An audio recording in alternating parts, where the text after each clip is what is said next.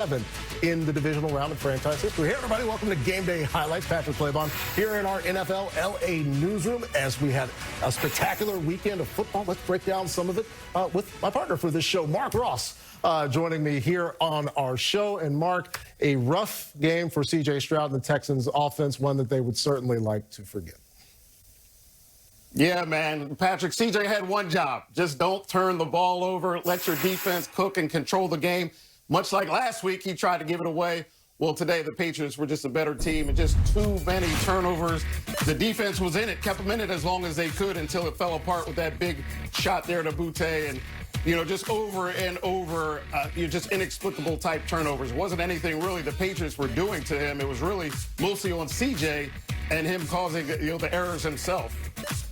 And Mark, coming into this game with no Nico Collins, had the rough brain injury from last week. It didn't ever seem like he was going to be a part of the calculus. And then it seemed like Dalton Schultz was also going to be a big part of this game plan, but Schultz leaves early, so it's relying on Kirk and Hutchinson as well as backup tight ends, and they eventually lose one of those in this game as well, also probably contributing to CJ's issues among the wintry mix that was a part of the game in Foxborough today as well. Yeah, he didn't seem comfortable at all. He didn't seem comfortable last week. He hasn't seemed comfortable, really, quite frankly, in a couple years, Patrick. So that's really a discussion going forward. Is C.J. Stroud really the guy? Because, again, even when he wasn't turning it over, it seemed like every time he put it up, it was going to be a turnover, a couple drops right there. And, I know you can make an excuse that Nico wasn't there and Schultz was out. Titus Howard went out as well. But it really wasn't anything that, because they weren't there, that's why he turned the ball over. It's just really, he had time. He wasn't getting a lot of pressure most of those times of his turnovers. And it was just inexplicable type plays that I just looked at really on him. So, yeah, you could use those excuses, but really, I just really see it was C.J. Stroud doing this, causing these turnovers on his own. Yeah, the total calculus there adding up to a 28.4 passer rating in this game against the Patriots defense. And you mentioned the Texans defense, really, Mark, doing all that they could. They also provided them with a short field that was turned over not by C.J. Stroud. It was Woody Marks that put the ball on the ground in one of their better scoring opportunities. Yeah, for sure. And the defense, the touchdown they gave up, it was on Marcus Jones' return. So even that score wasn't on the Texans defense. And, you try to hold as long as you can, Patrick, and they did that for most of the game. But at some point, your offense has to help you out or just not keep hurting you. And they just kept hurting the defense, and they played admirably. When you look at Drake Maye's stats, they weren't great. That's because of what the Texans D did to him. But, it was just an effort by the whole Texans offense where they couldn't run the ball, which forced CJ to throw. And then when he did, he had those turnovers. So really just a poor showing by the offense that did not help the defense out at all. Really, the offense could have, ran 3 and out and just punted, and they would have been better off than what happened tonight. Yeah, some of these turnovers, of course, the rough decisions, but the Patriots still in position to make those plays, and including 2 really good plays in terms of catching the ball in this wintry mix by Carlton Davis as a part of a solid performance by the New England defense, Mark.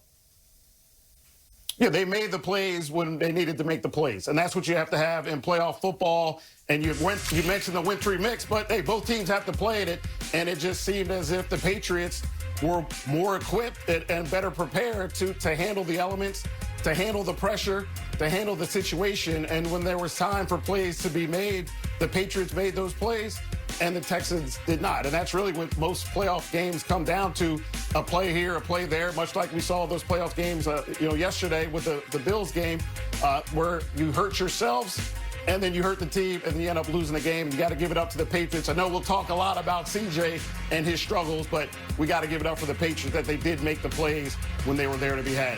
And one of those Patriots that made a play when it was there to be had was the former Houston Texan, Stefon Diggs, who had a touchdown catch in tight traffic, a great hands catch. After the game, our Jane Slater caught up with Stefon Diggs. Playoff football in this weather and this win. What does this game mean to you? It means everything.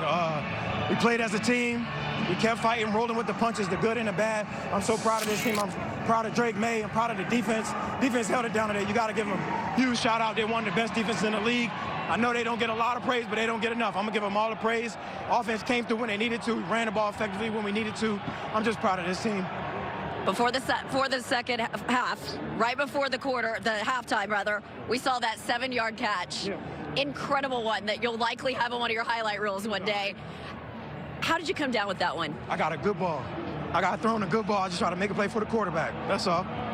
You know, I saw you hugging some of your Houston Texans teammates over there. How hard was it to see some of those guys and see them go home like this? A little rough, but I mean, it's either us or them. Like, I had a lot of love and respect for that team, that coaching staff. I had a great time in Houston. You know, sometimes things don't work out. Here I am in a great situation. I was always taught to be where my feet are, so it's a lot of love for them, but it was either us or them, so I'm always picking us. To play the way you guys did against this defense, now you get the Broncos defense. How are you guys feeling? I mean, that was the #1 defense that we just played. I mean, you know, those are just numbers. I think these are all good defenses. Another good defense. We're going to Denver, man. It's going to be a challenge for us. I know we look forward to it. Thank you so much for your time. Congrats. It will be Patriots and Broncos in the AFC Championship game coming up on Sunday, January 25th. See it on our broadcast partner, CBS. Looking forward to it. In fact, let's look ahead to the Patriots and the Broncos. Unfortunately, it will be, all due respect to Jarrett Stidham, Bo Nix with the broken ankle will not be able to play in this game. A rough one for the Broncos in that particular situation. But the New England Patriots, having gone up against Will Anderson Jr. As well as Danielle Hunter, now they have to prepare for Cooper and Bonito. I guess in terms of preparation, it's a pretty good scout team that they just went up against, Mark. Yeah, right. It's almost like, your defense that you practice against is a top-notch defense. So when you go play other defenses, you'll be okay. And the same thing here is like, yeah, there's not a better duo coming off the edge than what they just saw tonight. So moving forward, Drake Maye today wasn't at his best, but at least he didn't have, he had the one turnover. But besides that, he made the plays when he needed to make the plays, didn't have the turnovers. They played complimentary football where you saw all phases where the Patriots came through. So I think they'll be highly confident going up there, Denver, especially without Bo Nix. We saw Jarrett Stidham. He already made that graphic there, Patrick. So they worked him in there really fast. So, yes, it'll be, I would have to say the Patriots have to be feeling real confident. Even if Bo Nix was playing, I would have said, the Patriots have a chance to win this game. But even now more so, be huge favorites. And I would imagine, Mark, that the game planning becomes certainly difficult when it's a backup quarterback who hasn't played in a couple of years. It's been exclusively Bo Nix taking snaps for the Denver Broncos for the last 2 years.